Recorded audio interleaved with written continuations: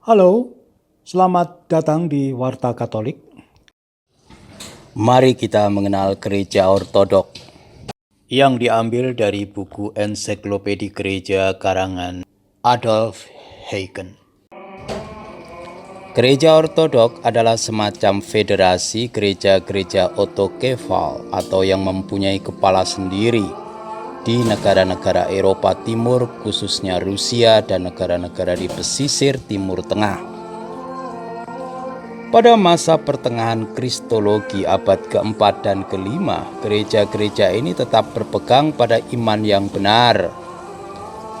Umat Ortodok beribadat menurut ritus Binzaitun dan mengikuti tata tertib gereja Binzaitin berkat pengaruh gereja Konstantinopel.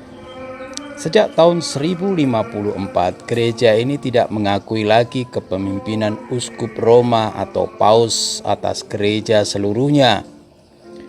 Gereja Ortodok terdiri dari 4 gereja Patrik kuno: Konstantinopel, Alexandria, Antioquia, dan Yerusalem. Beberapa gereja otokefal Rusia, Rumania, Serbia, Yunani, Bulgaria, Gregoria, Siprus, Cekoslovakia, Polandia, Albania, dan Sinai. Beberapa gereja otonom yang belum seluruhnya independen seperti Tiongkok, Jepang, dan Finlandia, dan banyak provinsi gerejani di seluruh dunia.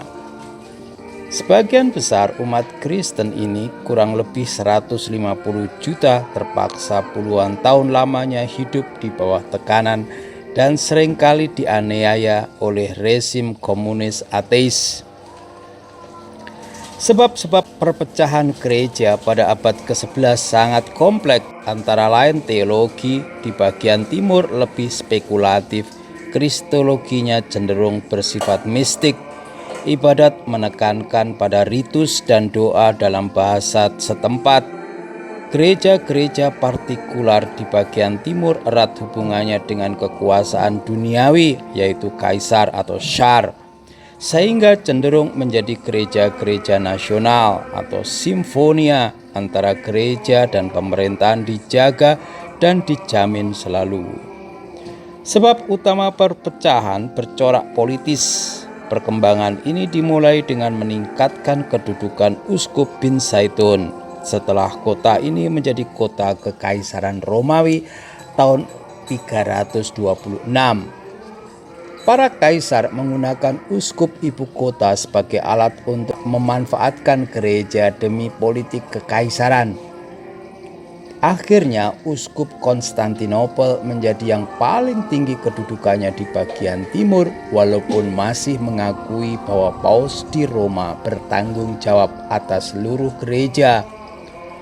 Namun demikian, perbedaan dalam banyak bidang semakin besar, seperti cara hidup rohaniwan, bahasa ibadat, tanggal, hari raya, dan lain-lain, sehingga hal-hal sekunder menjadi dalih perpecahan total dalam Sisma Timur pada tahun 1054. Keadaan itu dikuatkan oleh tindakan-tindakan anti-Konstantinopel para kasatria barat dalam perang salib pada abad ke-13.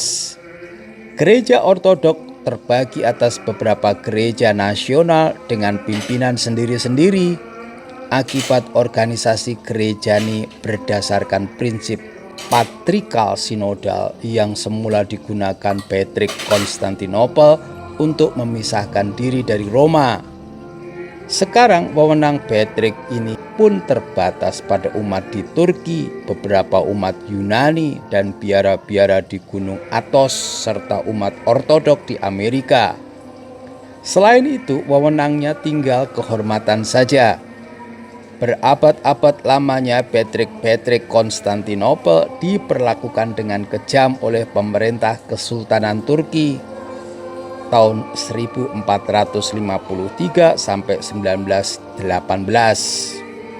Gereja Ortodok Rusia menjadi yang paling besar di antara umat Ortodok yang berpengaruh luas sampai dianiaya oleh rezim komunis pada tahun 1917 sampai 1989. Sejak Perang Dunia Kedua, umat ini diberi sedikit kelonggaran tetapi terpaksa harus membiarkan diri digunakan untuk propaganda Moskow. Dalam hal ajaran, seluruh gereja ortodok mengakui 7 konsili ekumenis pertama tahun 325 sampai 787, Syahadat Nikea Konstantinopel, dan berpegang pada ajaran bapak-bapak gereja khususnya yang berbahasa Yunani. Perbedaan yang menyolok adalah penolakan satu, ajaran bahwa Roh Kudus tidak hanya berasal dari Bapa melainkan juga dari Putra. 2, ajaran tentang Maria yang terkandung tanpa noda. Yang ketiga adalah ajaran tentang primat yurisdiksi uskup Roma atas seluruh gereja dan sifat kebal salahnya bila secara resmi menegaskan ajaran tentang iman dan susila yang mengikat seluruh gereja.